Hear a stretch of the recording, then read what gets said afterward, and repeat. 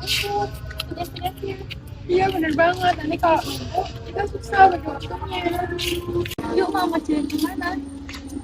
Gimana kalau di kelas aja? Ayo, ayo. Tadi kan soalnya ada 4 kan ya, kita bagi tugas saja, satu orang satu gimana? Iya gitu aja. Aku nomor 1, kamu nomor 2, kamu nomor 3, terus kamu nomor 4 gimana?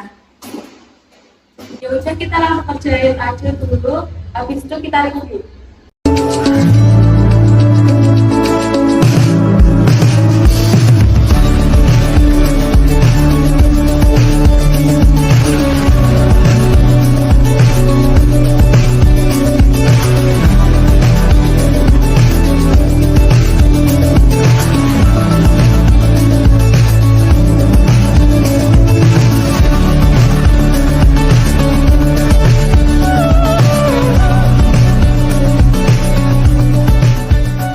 Udah selesai belum?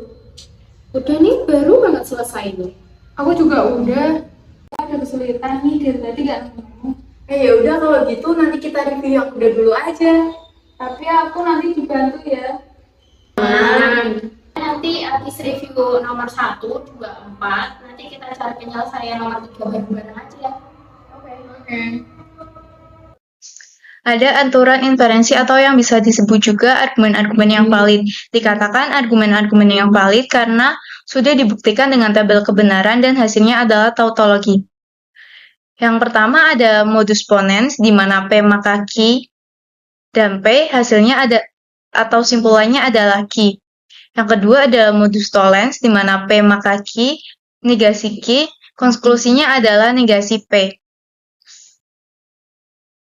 Dan yang terakhir ada dilema destruktif, di mana P maka Q dan R maka S dan negasi Q atau negasi S, simpulannya adalah negasi P atau negasi R. Nah, berikut ini ada soal pertama, yaitu saya pergi ke sekolah atau saya bekerja di rumah, maka saya akan belajar. Saya belajar, maka saya akan mengerjakan tugas atau saya akan menonton video pembelajaran. Saya menonton video pembelajaran, maka saya akan memahami materi. Saya tidak mengerjakan tugas dan saya tidak memahami materi. Kesimpulannya, saya tidak pergi ke sekolah. Tunjukkan bahwa pernyataan berikut suatu tautologi. Penyelesaiannya, misalkan W adalah saya pergi ke sekolah, P saya bekerja di rumah, I saya belajar, C saya mengerjakan tugas, E saya menonton video pembelajaran, dan U saya memahami materi. Pernyataan majemuk itu ekuivalen dengan argumen berikut.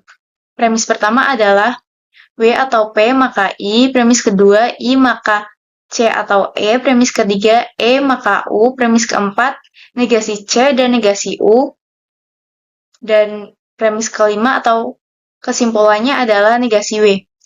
Selanjutnya, sebelumnya kita tulis ulang premis-premis dari nomor 1 sampai nomor 4. Lalu untuk premis nomor 5 kita letakkan di sebelah yang negasi C dan negasi U, kesimpulannya negasi W.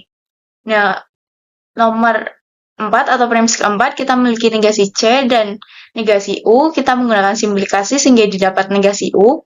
Dan premis ketiga kita ada E maka U, dan premis kelima ada negasi U, kita menggunakan modus tollens yaitu P maka Q, negasi Q, hasilnya adalah negasi P, sehingga didapat 3,5 modus tollens adalah negasi E.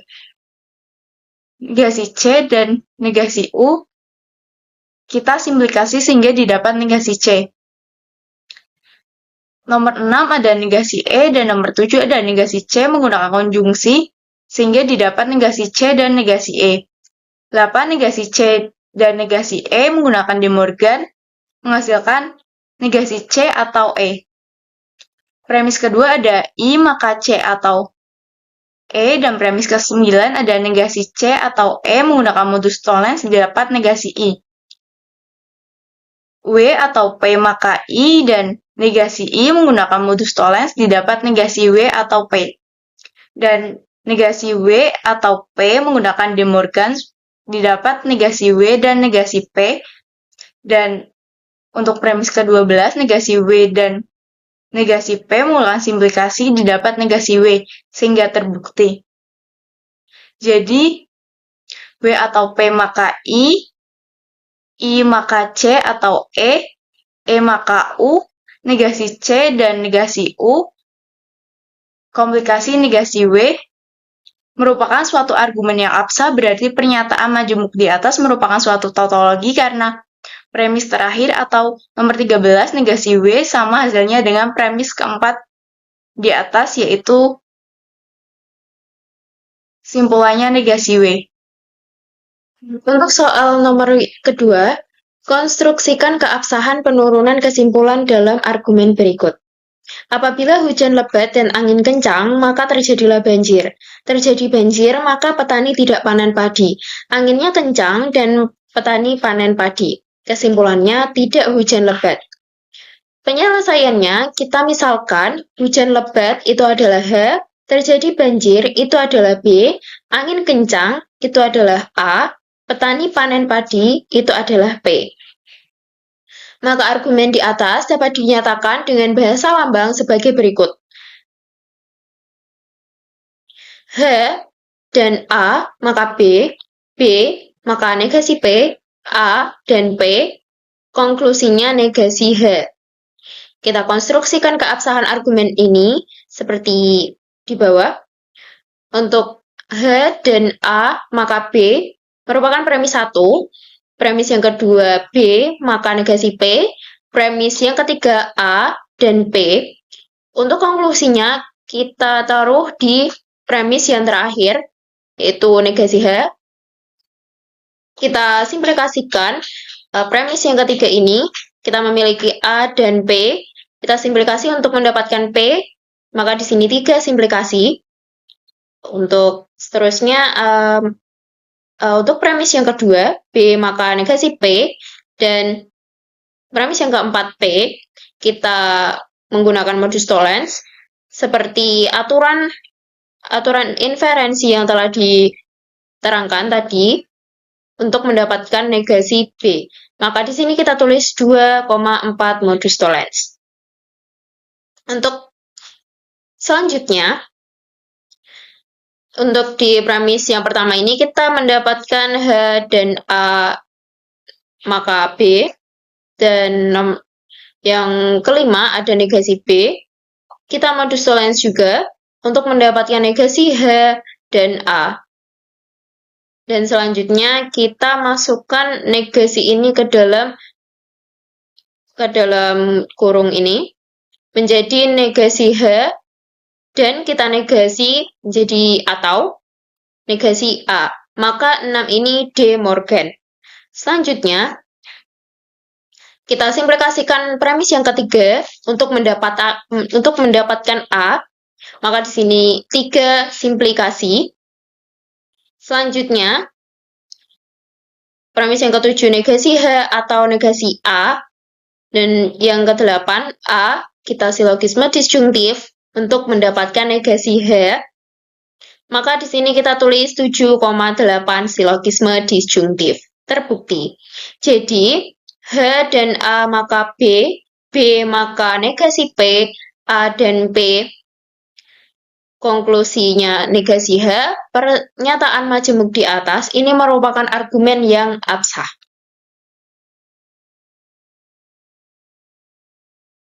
Nomor 4, konstruksikan keabsahan penurunan kesimpulan dalam argumen berikut menggunakan bukti langsung. Ada program pelatihan yang intensif, maka akan ada peningkatan pemahaman materi dan keterampilan praktis. Pemahaman materi yang baik atau dukungan dari lingkungan belajar yang kondusif, maka akan ada prestasi akademik dan motivasi yang tinggi. Ada program pelatihan yang intensif. Kesimpulannya, prestasi akademik dapat tercapai. Penyelesaian, misalkan P yaitu program pelatihan yang intensif, Q yaitu peningkatan pemahaman materi, R yaitu keterampilan praktis, S yaitu dukungan dari lingkungan yang kondusif, T yaitu prestasi akademik tercapai, U yaitu motivasi yang tinggi. Argumen di atas dapat dinyatakan dengan bahasa lambang sebagai berikut. Premis yang pertama yaitu P, maka Q dan R. Premis yang kedua yaitu Q atau S, maka T dan U. Premis yang ketiga yaitu P, Konklusinya yaitu T. Konstruksi keabsahan argumen menggunakan bukti langsung. Kita tulis kembali premis yang pertama sampai premis yang ketiga. Premis yang pertama yaitu P, maka Q dan R. Premis yang kedua yaitu Q atau S, maka T dan U. Premis yang ketiga yaitu P. Kesimpulannya yaitu T. Dari premis yang pertama dan yang ketiga, menurut aturan inferensi, kita menggunakan modus ponens, maka menghasilkan Q dan R. Dari yang nomor 4, selanjutnya kita simplikasikan, menghasilkan Q, lalu kita ADD dari nomor 5, atau melakukan penambahan, maka menghasilkan Q atau S. Kemudian, dari premis yang kedua dan yang keenam, kita modus ponenskan, maka menghasilkan T dan S. Nomor 7 kita simplikasikan, lalu menghasilkan T, jadi terbukti. Jadi, dari premis pertama, P maka Q dan R, premis kedua Q atau S maka T dan U, premis yang ketiga T, lalu kesimpulannya yaitu T, terbukti suatu argumen tersebut sah. Ayo Chris, bantu aku, masa gak ketemu? Mana coba lihat. Iya ya, kok gak ketemu? Iya. Coba aku cek aja bacaannya.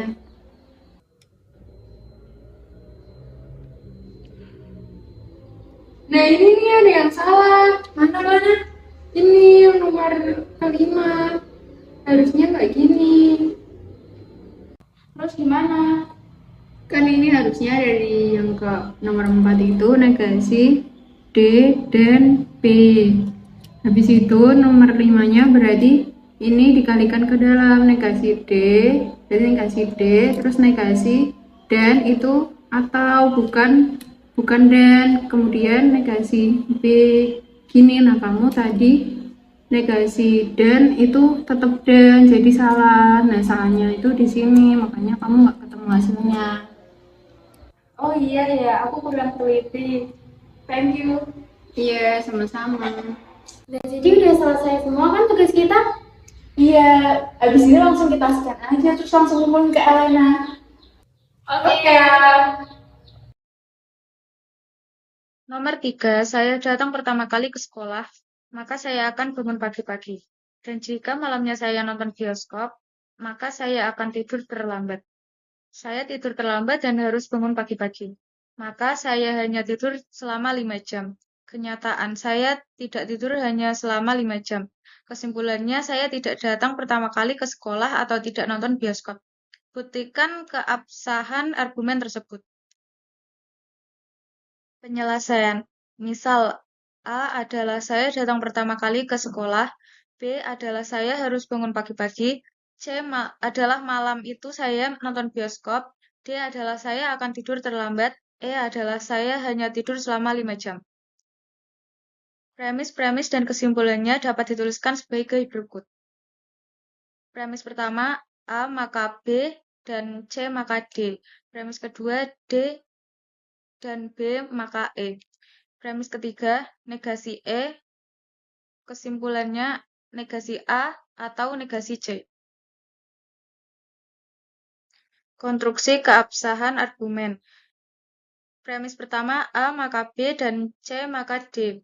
Premis kedua, D dan B maka E. Premis ketiga, negasi E. Jadi, premis 2, D dan B maka E. Premis 3, negasi E, menggunakan modus tollens.